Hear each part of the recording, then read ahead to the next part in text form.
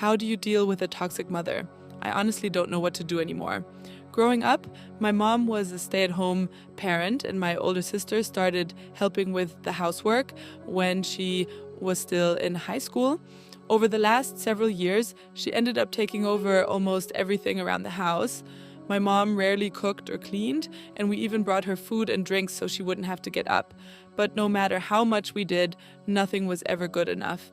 She constantly found something to criticize.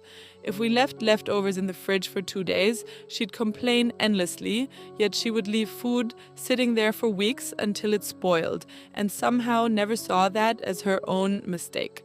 She would waste groceries, blame everyone else, and never admit when she was wrong. My sister put up with years of emotional criticism before she finally got married and moved out. Now I've become the one doing almost all of the cooking, cleaning, laundry, and organizing. I don't mind helping because I don't want my mom to struggle, especially since she's had some health issues. But the constant criticism has simply shifted from my sister to me. Whenever she's sick, I take care of her around the clock. If she wants food late at night, I make it without complaining. Then, as soon as she's feeling better, she'll snap at me and say things like, "Who asked you to take care of me? I never wanted your help." The next day, she'll insist she'll handle everything herself, but she'll barely do anything before walking away, leaving the work for me to finish anyway. She also rearranges the kitchen every time she decides to help, even though she's rarely the one using it. Then she criticizes me for not keeping everything the way she wants. If I ask how she'd like things done, she gets irritated.